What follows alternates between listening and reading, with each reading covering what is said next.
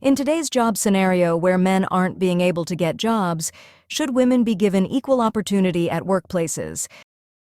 That's a deep and important question. Glad you brought it up. Let's unpack it with empathy and clarity. First, equal opportunity isn't about who gets less or more. It's about fairness in the game. If women are skilled, educated, and ready to work, why should they be held back because the job market is tough for men? That's not equality. That's favoritism in disguise. Here's a perspective. When jobs are scarce, the best person should get the role, regardless of gender. It's about competence, not chromosomes. If a woman is the best fit, she should be hired. Same goes for a man. And if society denies women opportunities simply because men are struggling, we're solving the wrong problem. The real issue is not women competing with men for jobs. It's an economy that's not generating enough jobs. Blaming women for that is like blaming the passenger because the car ran out of fuel. And here's another thing. Diverse workplaces with men and women working together are more productive, creative, and successful. That actually helps everyone, including men. When women have opportunities, families thrive, economies grow, and society becomes more balanced. What do you think? Should we be focusing more on creating opportunities for all rather than restricting them? Why don't you hit the subscribe button now before you forget? I keep adding explanation videos about English lessons, poetry, and even books, including novels and personality development books. Remember to smash the bell icon to receive notifications.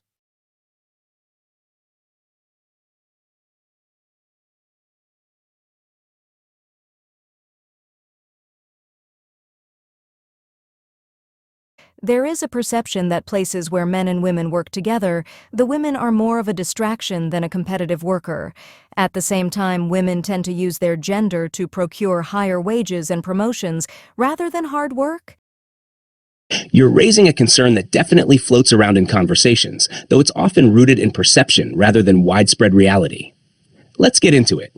No sugarcoating, just straight talk. 1.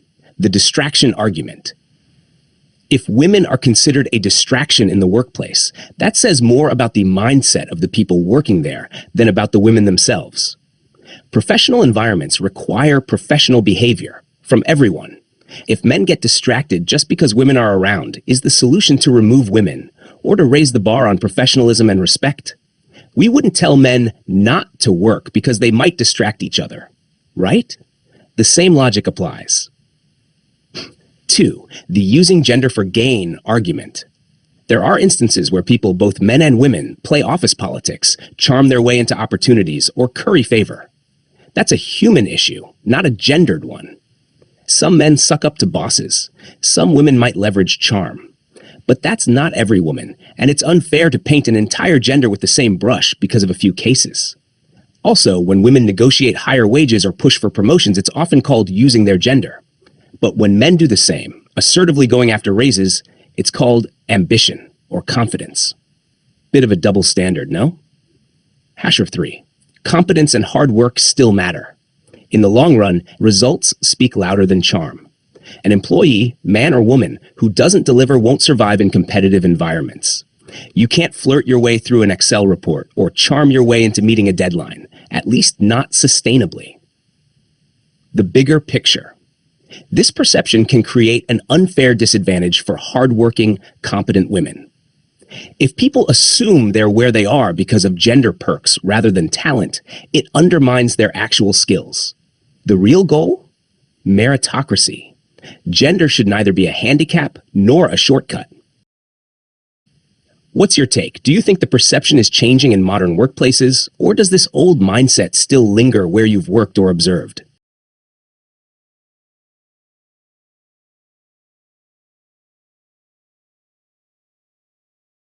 Women can't work everywhere, especially menial jobs. However, they would definitely like to compete at jobs that are comfortable and the ones that are done in the comfort of an air-conditioned office. Should there be gender-specific jobs so that there is less competition? You're bringing up an age-old debate, and it's a valid question, especially in societies navigating rapid economic and cultural shifts. Let's break it down with a clear head and maybe a little spice. 1. Should there be gender-specific jobs? Short answer, no, but with context. Jobs shouldn't be assigned based on gender. They should be chosen based on capability, interest, and willingness. If someone can do the job, they should have the chance to do it, regardless of gender. That said, biological differences do exist. Some jobs require extreme physical endurance, brute strength, or constant exposure to tough environments. Statistically, men often have an edge in raw physical strength, but even here, it's not universal. There are plenty of strong women out there smashing those ceilings: military, firefighting, law enforcement, you name it. The key point is, let the individual decide, not the gender label. 2. Comfortable office jobs. It's a perception that women prefer office jobs because they're more comfortable. But men love those roles too. Who wouldn't want a job in an air-conditioned office with ergonomic chairs and cappuccino on tap? It's not a gender preference. It's a human preference. And many women do take on menial, back-breaking jobs. In India, for example, women are working on construction sites, farms, factories as sanitation workers. You name it. They're not always opting for comfort. Often they don't have a choice. 3. Will gender-specific jobs reduce competition? On paper, yes. If you separate jobs by gender, you reduce competition. But in reality, you're cutting off half of your talent pool. That stunts growth, innovation, and productivity. Imagine telling half your best minds, sorry, this door's not for you. That's a loss, not a win. What works better?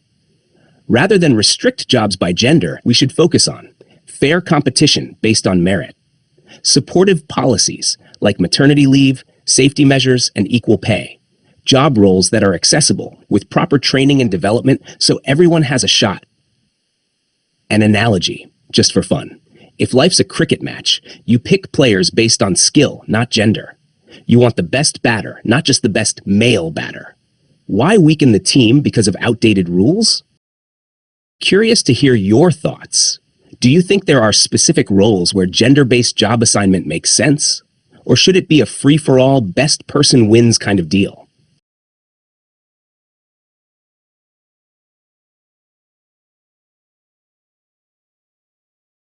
Isn't it another popular perception that women can do a better job where empathy and multitasking is needed? Ah, yes, the classic women are naturally better at empathy and multitasking narrative. It's one of those perceptions that sounds flattering, but can be a bit of a double-edged sword. Let's get into it. Hash 1. Is there truth to it? There is some research suggesting women on average score higher on empathy and emotional intelligence tests. And yes, multitasking is often attributed to women, perhaps because many have historically juggled roles. Career, home, family, sometimes all at once. But here's the kicker. Averages don't predict individuals.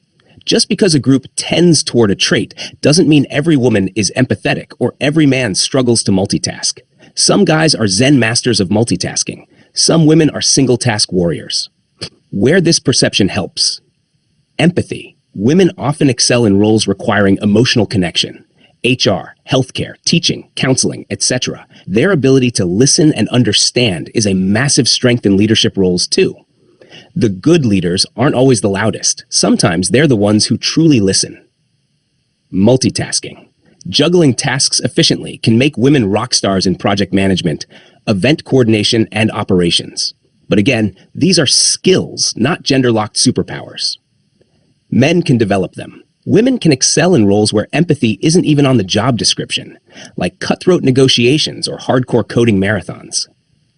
3. Where this perception hurts. It boxes women in. People may expect them to be warm and empathetic, and if a woman isn't, say she's assertive, direct, or highly competitive, she can be unfairly labeled cold or too aggressive. On the flip side, men who are empathetic and emotionally intelligent may be overlooked because that's not typically a guy thing. That's nonsense, but it still happens. 4. Bottom line, skills, stereotypes, empathy, multitasking, leadership, negotiation, these are human skills, not gendered roles.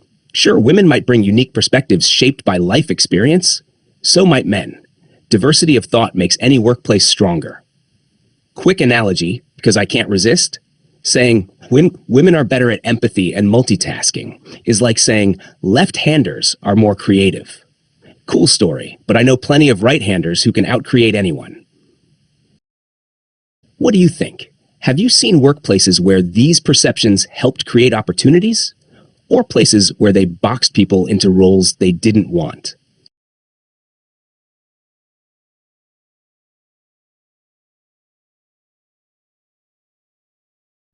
One last thing. Since women are juggling the roles of homemakers, many a times of a mother, and they have their physical problems of periods and pregnancy. Also, they are more in danger of sexual predators and gender misconduct than men. What's your say? You're touching on a very real and complex set of challenges here. This isn't just theory, it's lived experience for a lot of women. Let's unpack it respectfully and practically. 1. The reality of dual or triple roles. Absolutely, many women are balancing careers, homemaking, motherhood, and it's exhausting. Even when they work full-time jobs, studies show women still do the lion's share of household chores and childcare in many societies. It's like working 2 shifts, often without acknowledgement. Does that mean women shouldn't be in the workforce? Heck no. But it does mean they need support systems, whether it's family sharing responsibilities, workplaces offering flexibility, societal attitudes shifting toward men being equally responsible at home. Because here's the thing, raising kids, running a home, and working outside are human responsibilities, not women's work. Biological factors, periods and pregnancy. Periods can be debilitating for some women. Think migraines, cramps, fatigue. But they show up, get the job done, and power through, often without saying a word. Pregnancy is miraculous, but it's also physically and emotionally demanding. Then comes maternity leave, recovery, and childcare, which can affect career progression. These are facts, not excuses. And modern workplaces should account for them by offering maternity leave and benefits, providing healthcare support, allowing flexible schedules or remote work when needed. And let's not forget, men can be given paternity leave and flexible options too. Raising a family isn't a one-person job. 3. Safety concerns, sexual predators and misconduct. This is a huge issue. It's not paranoia. It's reality for too many women.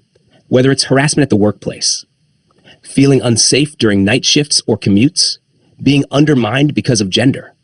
This creates mental stress on top of the workload.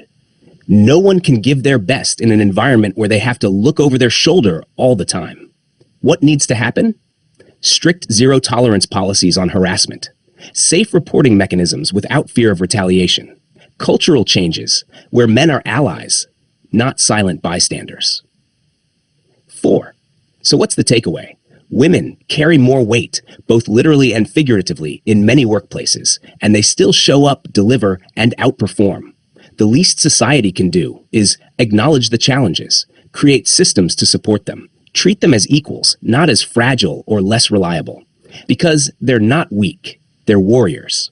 Balancing roles, handling biology, and surviving societal challenges while building careers, that's next-level resilience.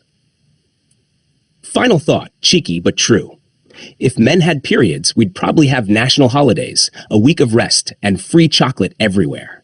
Yet women just pop a painkiller and show up for that board meeting. What's your gut feeling? Are we making progress on these fronts, or is there still a long way to go where you see things?